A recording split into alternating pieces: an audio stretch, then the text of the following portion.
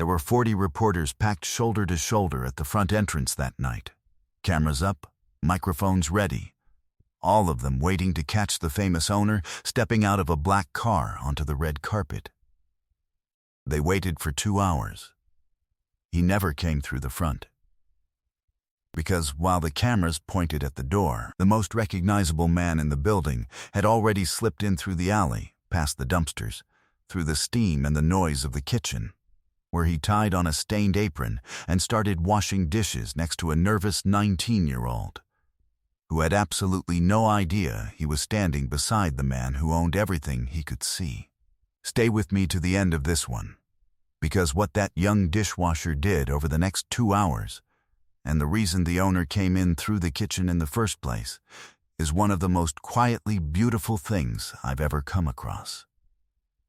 The restaurant was called Vance & Co., and that night it was the center of the city's attention. It was the flagship, the first and the finest of a small group of restaurants that had grown, over 15 years, into something close to legendary. And the man whose name was on the door was Julian Vance. If you don't recognize the name, picture the kind of actor whose face you've known your whole life. 3 decades of films. The sort of star who could fill a theater just by showing up. Years ago, at the height of his fame, Julian had done something most people in his position never do. He'd opened a restaurant, not as a vanity project, but because cooking was the thing he'd loved before the cameras ever found him. And against all odds, it had worked. The restaurants became as celebrated as his films. That particular night, Vance & Co. was hosting a gala, a 10th anniversary celebration, with a charity attached, the proceeds going to a foundation that trained young people from hard backgrounds for careers in kitchens. Half the city's notable faces were on the guest list, which is why, by 7 o'clock, there were 40 reporters and a wall of cameras stacked up at the front entrance. All of them waiting for one shot, Julian Vance, stepping out of a car, onto the carpet, into the light. What none of them knew was that Julian Vance had not the slightest intention of walking that carpet. He never did. In 15 years of owning restaurants, Julian Vance had almost never once entered one of them through the front door. He always came in through the kitchen. To understand why, you have to know where Julian Vance started, and almost nobody who saw him on a movie screen ever did. Before the films, before any of it, Julian had been a 16-year-old kid with a rough home life and nowhere to be, who'd talked his way into a dishwashing job at a diner because it came with a free meal at the end of a shift. He'd spent 2 years with his hands in scalding water, scrubbing pots, mopping floors, getting yelled at by line cooks. And he'd loved it. Not the scrubbing, the kitchen. The heat and the chaos, and the strange, fierce family that forms in the back of a restaurant during a rush. The dignity of feeding people. That diner kitchen had been the first place in his life Julian Vance ever felt like he belonged. It was where someone first handed him a knife and showed him how to use it. It was where he learned that the most important people in any restaurant are not the ones the guests ever see. He never forgot it. And when fame came, and money came, and the world started treating him like he was something more than a kid who used to wash dishes, Julian made himself a quiet rule. He would always come in through the back. He would always tie on an apron before he ever sat at a table. Because the day he started entering his own kitchens like a king instead of a dishwasher was the day he'd have become the kind of man he'd spent his whole life trying not to be. So that night, while 40 cameras watched the front door, Julian Vance's car dropped him a block away. He walked down the alley in a plain jacket, let himself in through the kitchen entrance the way the staff did, and stepped into the roar of the busiest night of the year. And in the chaos, nobody looked twice at him. The kitchen of Vance & Co. during a gala was a controlled hurricane. 20 cooks, a wall of fire and steam, tickets pouring in faster than anyone could read them, the expediters shouting, pans clattering, the whole beautiful violent machinery of a great restaurant at full tilt. In the middle of all that, in the corner by the great steel sinks, was the dish pit, the lowest, hottest, most thankless station in any kitchen. And working it, alone, drowning, was a kid named Mateo. Mateo was 19 years old and 1 week into the job. He'd come up through exactly the kind of program the night's gala was raising money for. A kid from a hard part of town who'd never had a real shot at anything until someone gave him a chance in a kitchen. He needed this job more than he'd ever needed anything. He was sending half of every paycheck home to his mother and his little sister. And on the biggest night of the year, the other dishwasher who was supposed to be working beside him had simply not shown up, and Mateo was buried. Plates and pots and pans stacking up faster than 2 hands could possibly move them, the cooks already starting to bark about clean pans. The panic rising in his chest because he just knew, that drowning on a night like this could be the thing that cost him everything. That was when an older man in a plain jacket appeared beside him, rolled up his sleeves, grabbed an apron off the hook, tied it on, and said, "Looks like you could use a hand. Where do you want me?" Mateo barely glanced at him. He assumed the guy was a new hire, or a temp the chef had pulled in for the rush. They did that on big nights. He had no time to wonder. Yes, please," he stammered. "You can, the pans. Can you start scrubbing the pans? They're killing me on pans." "On it," the man said, and he stepped up to the sink and went to work. And here's the thing that Mateo noticed in the first 30 seconds, even buried as he was. The older guy was fast. He wasn't fumbling around like a temp who'd never seen a dish pit. He scrubbed like he'd been doing it his whole life, efficient, unbothered by the heat, stacking the clean pans in exactly the right place without being told. Within a few minutes, the wall of dirty pans had stopped growing. Within 10, it was actually shrinking. The two of them fell into a rhythm without a word, the way people do in a kitchen when the work is good, and for the first time all night, Mateo felt his head come up above water. "You've done this before," Mateo said, grinning a little, breathless. "Long time ago," the man said. "You don't forget." What happened over the next 2 hours is the heart of this story, and it's not the part you might expect. Because here's what Mateo did.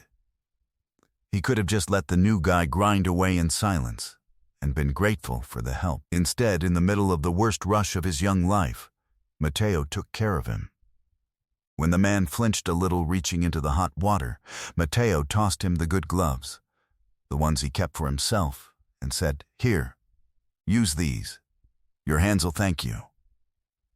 When the expediters screamed something incomprehensible across the kitchen, Mateo translated it for the older man so he wouldn't get chewed out for not knowing the lingo. And about an hour in, when there was a 30-second lull, Mateo reached into his bag, pulled out half of the sandwich he'd brought from home, the only food he'd brought for a 12-hour shift, and held it out. "You eaten?" Mateo asked. "Here, take half. You can't work a night like this on empty, man, trust me." The older man looked at the half a sandwich, at this kid who clearly didn't have much, who was sending money home, who was drowning himself, offering up half of the little he had to a total stranger he assumed was just another broke worker like him, and Julian Vance, who owned the building they were standing in, and 4 others like it, who could have bought every sandwich in the city, took the half a sandwich from the 19-year-old dishwasher and said, very quietly, "Thank you. That's the kindest thing anyone's done for me in a long time." He meant it more than Mateo could possibly have known. They worked side by side for 2 hours, and in between the chaos, In the snatched moments between waves, they talked the way you do in a dish pit. Mateo told the man about his mom, about his little sister, about the program that had given him this shot, about how scared he was of losing it, and how he prayed every night he was good enough to keep it. He talked about the owner, too, this Julian Vance guy he'd never met. "Everybody says he's the real deal," Mateo said, scrubbing. "Says he actually cares about people like us. The whole back of the house. I don't know. I never met him. Big shot like that, why would he even know my name?" He laughed a little, not bitterly, just the laugh of a kid who'd learned not to expect too much. "But I hope it's true. Be nice to work for somebody like that." The older man scrubbed quietly for a moment. "I think it's probably true," he said. It was almost 9 o'clock when the head chef came back into the kitchen looking for the owner. The chef, a sharp woman named Dana who'd run Julian's flagship for years, had been told the boss had arrived but couldn't find him anywhere on the floor.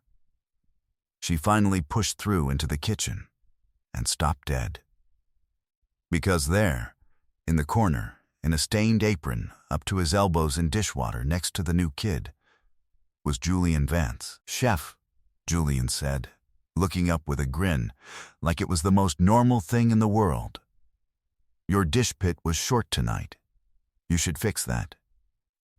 Donna's mouth fell open. And Mateo turned to look at the older man beside him, the one whose hands he'd given his good gloves to, the one he'd shared his sandwich with, the one he'd told all about how he hoped the famous owner was a decent guy, and watched the chef of the entire restaurant say the word that made the floor drop out from under him. "Mr. Vance," Donna said. "We've been looking everywhere for you." Mr. Vance. Mateo's stomach turned to ice. Every word he'd said came rushing back. He'd put the owner, on pan duty. He'd bossed him around. He'd given him the leftover gloves and told him the lingo and handed him half a sandwich and asked him, to his face, whether the famous Julian Vance was actually a decent guy or not. "Oh no," Mateo breathed. "Oh no, sir, I had no idea. I'm so sorry. And Julian Vance turned to him, dried his hands on the apron, and said the thing I told you about at the very beginning, the thing that stayed with me ever since I heard it." "Don't you dare apologize," Julian said gently. "Do you have any idea what you just did?" He shook his head, and there was something shining in his eyes. "You didn't know who I was. I was just some older guy who showed up in your dish pit looking lost on the worst night of the year. You could have ignored me. You could have let me sink. Instead, you gave me your gloves so my hands wouldn't burn.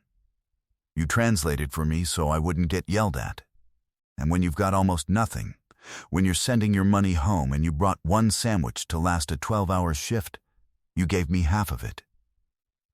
His voice caught.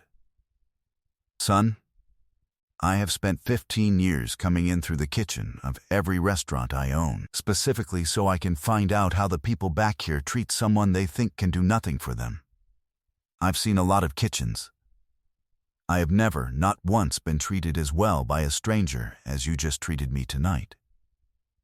Mateo couldn't speak. "You asked me if Julian Vance was a decent guy," Julian went on, with a small, wrecked smile. "I'll tell you what I told you before. I think it's probably true. But I'll tell you something I know for certain. The kid washing dishes next to me tonight is the best thing in this entire building, and there are some very fancy people out front." He put a hand on Mateo's shoulder, including, apparently, 40 reporters who are still standing at my front door waiting for me to show up. What Julian did for Mateo after that, he did the way the best things are done, without a show. There was no announcement at the gala, no spotlight. No kid paraded out for the cameras as a feel-good story. That would have been about Julian, and Julian had spent his whole life making sure it was never about Julian. Instead, in the weeks that followed, Mateo was quietly moved off the dish pit and into a real cook's training track, the kind the Knight's whole charity existed to fund, with Julian's personal mentorship attached, though Mateo was sworn to keep that part quiet. His mother got a letter telling her that her son had a future. And a standing rule went up in that kitchen, in Julian's own handwriting, where only the staff could see it. The most important person in this restaurant is whoever the guests will never meet. Treat the stranger in the dish pit like he owns the place. One day, he might. But the thing that changed Mateo wasn't the promotion. It was something Julian said to him before he finally went out to face his gala. The words he left him with. "I came up the exact same way you did," Julian told him. 16 years old, no money, no people, washing dishes for a free meal. Everything I have started in a dish pit just like this one. So don't you ever let anybody, including yourself, tell you that the dishwasher doesn't matter. The dishwasher is where I came from. And on a good night, the dishwasher is the best man in the building. And then Julian Vance tied his apron back on, picked up a pan, and finished the rush at Mateo's side before he ever set foot on the floor. While 40 reporters waited at a front door he was never going to walk through. I think about this story more than I expected to. And not because a famous man washed some dishes, though he did. The part that stays with me is what it says about where we point the cameras. Because that night, 40 reporters stood at the front entrance, lenses up, certain that the important thing, the only thing worth capturing, was going to come walking through that grand front door in a tailored coat. And the whole time, the most important thing in the entire building was happening in the back, by a steel sink, in the steam, where no camera was ever going to point. A 19-year-old kid with nothing was quietly being the best person in the room, and he was doing it for a stranger he thought could never repay him, which is the only reason it counted. That's the thing, isn't it? We're all standing at the front door with our cameras up, waiting for greatness to arrive looking like greatness. And it almost never does. It shows up in the dish pit. It shows up as a kid sharing half a sandwich. It shows up as the people we've decided not to watch, doing the quiet, decent, invisible things that no one is ever supposed to see. The real story is almost never at the front entrance. It's slipping in through the kitchen. So here's what I'll ask you. Sometime soon, you're going to be tempted to point your attention at the front door, at the important person, the impressive one, the one everyone's watching. And somewhere off to the side, unwatched, someone with far less than you will quietly do something kind for someone who can't pay them back. Don't miss it. That's the part worth watching. That's the part that's real. If this story moved you, leave one word in the comments, Apron, just so I know you made it to the end, and so I know there are still people out there who'd hand a stranger their good gloves and half their sandwich. And if you believe the best people are usually the ones in the back of the room that nobody's filming, then subscribe, because those are the only people we make stories about on this channel. Thank you for being here. I'll see you in the next one.